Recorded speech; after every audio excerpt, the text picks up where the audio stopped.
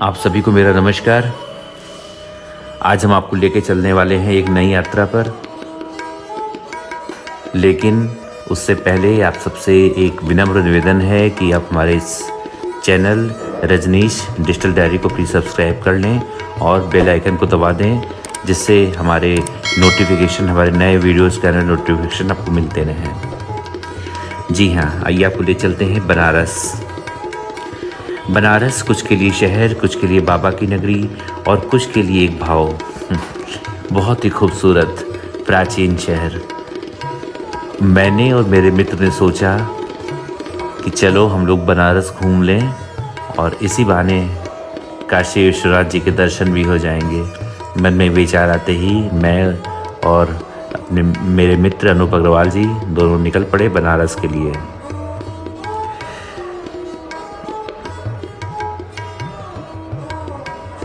मन में भाव था कि भोलेनाथ जी के दर्शन होंगे और हमारी इस मन की बात को भोले बाबा ने सुन लिया और हमें बुला लिया। हालांकि मेरे शहर में बारिश बहुत हो रही थी। उस वक्त मैं सोच रहा था कि शायद वहाँ भी बारिश हो रही हो। बहुत मूसलाधार बारिश, पिछले 3-4 दिनों से बारिश रुकी नहीं थी। लग रहा था कि हम लोग घूम नहीं पाएंगे, लेकिन भोलेनाथ का नाम लिया और निकल पड़े अपनी यात्रा पे। लेकिन इत्तेफाक ये हुआ कि जब हम लोग बनारस पहुँचे तो वहाँ पर जौनपुर के आगे बारिश एकदम नहीं हो रही थी, सूखा था मौसम। मन में भोलेनाथ को याद किया और उनका धन्यवाद दिया। बनारस कुछ के लिए शहर, कुछ के लिए बाबा की नगरी और कुछ के लिए एक भाव। आप इसका संबोधन कैसे भी करें, ये जगह आपके मन में एक छाप तो जरूर छोड़ेगी। उगते सूरज के साथ हो रही पूजा पूरे वातावरण में अपनी उपस्थिति दर्ज करवा देती है। फिर वहीं घाट पर बैठे लोग उस हवा को अपने जेहन में बसाए हुए पूरे दिन बनारसी मय तरीके से बिताते हैं। शाम की आरती होती है, साथ साथ सूरज भी विदाई लेता है, इस वादे के साथ कि एक बार फिर प्रकाश होगा और लोगों के जीवन में उजाला भर देगा। दिन भर की चहल पहल के बाद जब हम मणिकर्णिका का घाट तक पहुंचते हैं तो जीवन शून्य सा जान पड़ता है। लोग दूर दूर से यहाँ आत्मा की मुक्ति के लिए दाह संस्कार करने आते हैं इसी बनारस में। लेकिन बनारस रुकता नहीं। सभी तरह के रंग तरंग से लिप्त बनारस आप में, हम में ऊर्जा भरने के अनेकों दम भरता है। और सिर्फ आरती या घाट तक ही सीमित नहीं है बनारस। यहाँ चाय के ठेलों, कचौड़ी की दुकानों, दर्जनों किस्मों से हम वाकिफ़ होते हैं। इतना सब कहते हुए बनारस का एक चित्र दिमाग में बनने लगता है ना? आपके भी मन में बन रहा होगा। सोचिए, आपको भी अगर बनारस आना पड़े और चंद फोटो के जरिए आप बनारस की यादों को अपने साथ समेट ले जाना चाहें तो बनारस में ऊर्जा और भाव से आप भरपूर परिपूर्ण हो जाएंगे। आइए उसी ऊर्जा और भाव को आज हम आपको अपने इस वीडियो के माध्यम से रूबरू करवाते हैं। कभी बनारस में शाम के समय गंगा की आरती होती है। विहंगम और आध्यात्मिक दृश्य। हरिद्वार में हर की पैड़ी से जन्मी आरती परंपरा धीरे से हाल फिलहाल बनारस में आ गई और ज़्यादा बनारस की भी हो गई।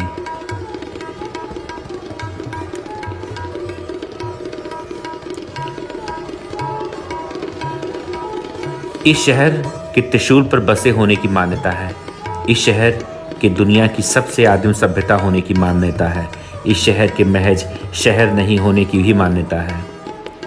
बनारस के पूजा पाठ में एक नया वैभव व्याप्त हुआ है। पास के कुछ सालों में बनारस में एक कॉरिडोर बनके तैयार हो गया है। विश्वनाथ मंदिर को गंगा से जोड़ने के वास्ते जो केंद्र सरकार का एक अभीष्ट है। लोग कहते हैं कि अब पूजा बस पूजा नहीं रही है, इसमें बहुत कुछ समीकरण नत्थी हो गया है, होता चला गया है। नत्थी इतना कि अब वो एक गांठ सरीखी भी दिखने लगी है। बनारस में गंगा जी में नाव, इस नदी में, इस गंगा जी में आधे चंद्रमा के साथ पसरे इस घाटों से अलग एक शहर है, एक कोलाहल है। यहाँ पर एक मंडुआडीह मोहल्ला भी है, जहाँ पर अवैध कारोबार भी चलता है। संस्थाओं और पुलिस ने उस कारोबार को बंद भी करवाया तो इस शहर की जीभ थोड़ी सी किरकिरी हो गई थी। इस शहर की जीभ हमेशा से थोड़ी सी किरकिरी होती ही रहती है। हाँ, एक शहर, ये बनारस शहर, इस किरकिरियों को झेलता हुआ सबसे दूर है। इस शहर में एक बिस्मिल्लाह खान हुए थे। खां साहब जब माह मुहर्रम के दौरान आंसुओं का नजराना पेश करते थे तो लोग रोने लगते थे। संकट मोचन मंदिर में आयोजित संगीत समारोह में जब शहनाई में फूंकते थे तो भी लोग रोने लगते थे। खां साहब खालिस बनारस थे, बनारस खालिस खां साहब है। न मालूम अब वो दिन कब आएंगे, वो गुलाबी ठंडी सुबहें जब बीएचयू के छात्र चित्र उकेरते थे। उस शहर के चित्र, लोगों के चित्र, हवा के चित्र, पेड़ के चित्र, चिड़िया के चित्र, चित्रों के चित्र। ना मालूम अब वो दिन कब आएंगे, जल्दी से आ जाए। ये कमबख्त कोरोना तमाम लोगों की शांति को खा गया है। फिलहाल समय बीत रहा है और सब कुछ नॉर्मल होता जा रहा है। कोरोना का डर लोगों के मन में जो हावी था वो ख़त्म हो रहा है। सब कुछ पहले जैसा होता जा रहा है।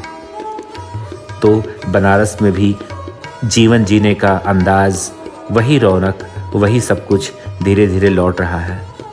इस शहर में धर्म और आध्यात्म की अपनी अलग ही लड़ाई है। तुलसी हैं तो कबीर हैं। तुलसी हैं कि उनका एक सहज और ग्राह्य मूल्यांकन करने की अद्वितीय चेष्टाएं हो रही हैं। कबीर हैं जिनके शव को लेकर हिंदू और मुसलमान ही आपस में भिड़ गए थे, धर्म को हावी होए दिए बिना। धर्म हावी नहीं होने पाया, आध्यात्म को जीना, ये बात कविता सिखाती है। देखिए, कबीर और तुलसी को कवि रूप में सबसे आखिर में ही पहचाना जाता है। इस शहर की विविधता है ही सबसे ज़्यादा। इस शहर में मस्तीखोर है। कोई गाड़ी पीछे मोड़ रहा होता है, उसे ये कहने की बेफिक्र नहीं होती है।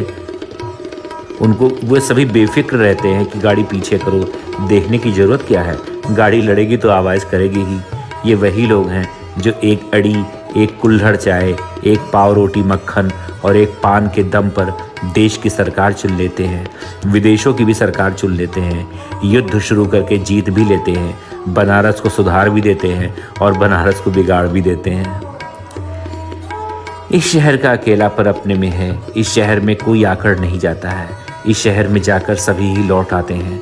ये शहर लौट आने वालों का शहर है। यहाँ पर एक चौक थाना है। कहते हैं कि चौक में मौजूद थाने के बीचों बीच जब गड्ढा खोदा जाए तो बहुत बड़ा खजाना मिलेगा, लेकिन ऊपर तो पुलिस थाना है। पुलिस थाना अकेला है, गहराई में पड़ा संभावित खजाना अकेला है और शहर की ओर लौट रहा मजदूर ट्रेन के जनरल डिब्बे में बैठकर भी अकेला है। जब कभी बात होगी तो इस शहर की, तो ये शहर अपने वजूद में खुद को खुद से गिन लेगा, खुद से आगे खुद को खुद से समझा देगा। ये शहर अपना बयान खुद देगा, गिनेगा अपने लोग, अपनी दुकानें, अपने साहित्य, अपना खाना, अपना पानी, अपनी धार, अपना सूरज, अपनी शाम, अपनी अपनी चेतना।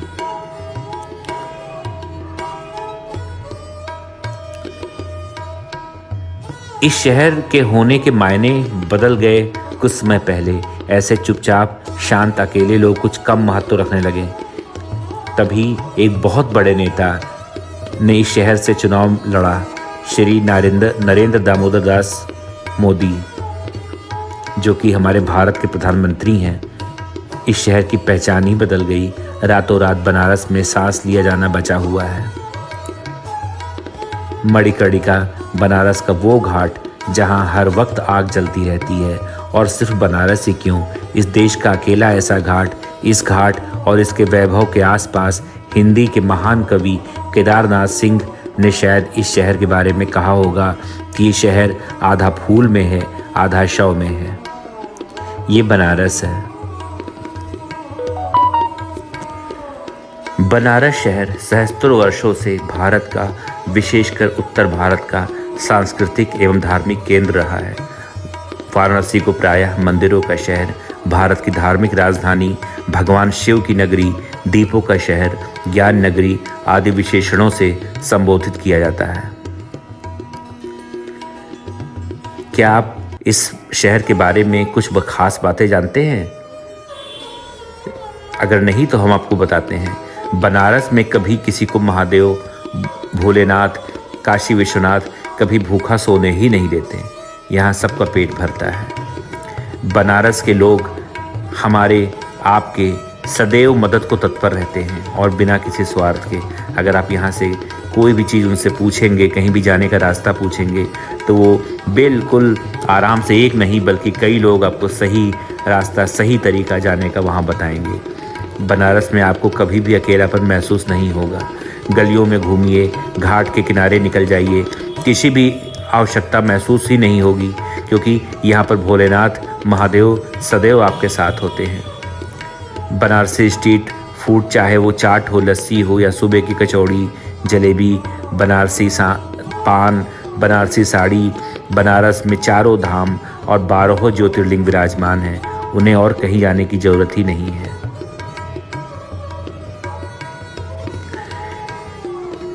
यहाँ इसके अलावा शिक्षा का केंद्र 3 बड़े विश्वविद्यालय हैं। तुलसी, कबीर, रविदास की नगरी है।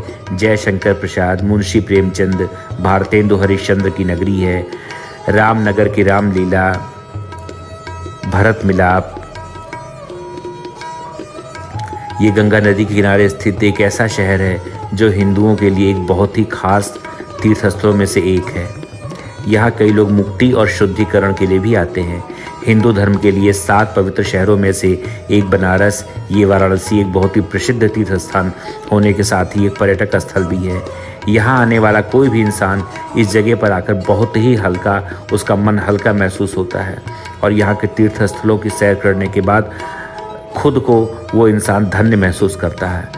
वाराणसी अपने कई विशाल मंदिरों के अलावा घाटों और अन्य कई लोकप्रिय स्थानों से हर साल यहाँ आने वाले लाखों पर्यटकों को बेहद आकर्षित करता है।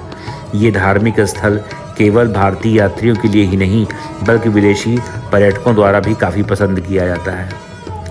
काशी या बनारस के नाम से प्रसिद्ध वाराणसी शहर दुनिया का सबसे पुराना जीवित शहर है, जो जीवित शहर। ये तीर्थ यात्रियों के साथ साथ पर्यटकों के लिए भी बेहद खास है। गंगा नदी के किनारे ये बसा ये शहर सांस्कृतिक, पौराणिक कथाओं, साहित्य और कला का एक प्रमुख स्थान है। इस शहर की उत्पत्ति उस समय आज से लगभग 2500 वर्ष पहले की है, जब भगवान शिव ने देवी पार्वती से शादी की थी और इस शहर को अपने रहने की जगह चुना था।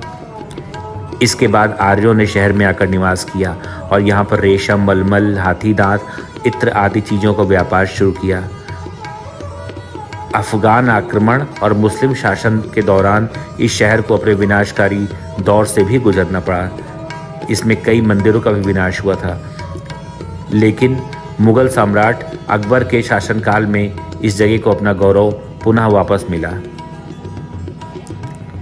तो ये है बनारस, ये है खूबसूरत शहर बनारस।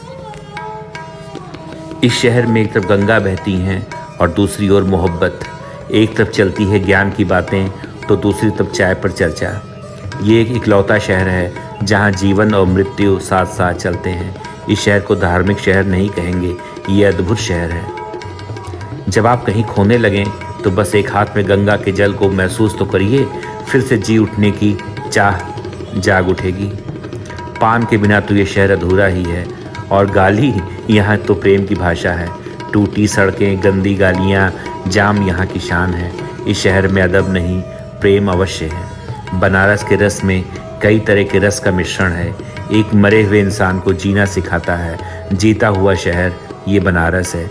बनारस में रहा नहीं जाता बल्कि यहाँ जिया जाता है। मैं सच कह रहा हूँ, अपने अंदर जब के इंसान से आप खुद मिलेंगे, ये शहर आपको अंदर के इंसान से मिलवाता है। बनारस की छोटी छोटी गलियाँ, तंग गलियाँ, सकरी गलियाँ, वही यहाँ की खूबसूरती हैं। जितनी यहाँ सड़कें नहीं हैं उससे कई गुना ज़्यादा यहाँ गलियाँ हैं। यहाँ चाय की बैठकी पर मिलने वाला ज्ञान आपको कहीं और मिल ही नहीं सकता, इस जीवन में तो मिल ही नहीं सकता। इस शहर में सब गुरु हैं, यहाँ कोई चेला नहीं। जो भी बात कहेंगे गुरु से ही शुरू करेंगे, गुरु पे ही ख़त्म करेंगे। यहाँ एक ओर दशाश्वमेघ पर जीवन और दूसरी तरफ मणिकर्णिका पर मृत्यु, दोनों को साथ साथ चलते हुए यहाँ देखना भी संभव है। इस शहर में बारिश भी अचानक आती है और अचानक ही चली भी जाती है। बनारस शहर कभी सोता नहीं, ये हर समय जगता है और आपको हर समय जीना सिखाता है। जीवन का मृत्यु से बस तनिक दूर का फासला। हर वक्त मोहब्बत बांटता शहर। 80 घाट पर बैठे प्रेमी युगल इसकी निशानी है। गदौलिया चौराहा, चौका घाट, मैदागिन की जाम में खोकर देखना अद्भुत है। ये ऐसा जाम जहां आप कभी फंसा हुआ नहीं महसूस कर सकते, यहाँ की शान है। पान से भरे मुंह में निकलते फव्वारे किसी को भिगोने का मादा रखते हैं। महादेव इस शहर के रचयिता हैं। ये शहर महादेव के त्रिशूल पर स्थित है। वैसे तो बनारस के हर एक गली नुक्कड़ सड़क पर आप महादेव को करीब से महसूस करेंगे और काशी विश्वनाथ मंदिर में उन्हें स्वयं के अंदर जीता हुआ देखेंगे। कहा जाता है यहाँ मोक्ष की प्राप्ति होती है। भन भना भकाभक लकालक लपालप बोले तो एकदमे ही भौकाली, चौचक चपसंड सा मेरा शहर महादेव की नगरी बनारस। जीता हुआ सिखाता ये शहर। ये है बनारस, ये है बनारस, ये है बनारस।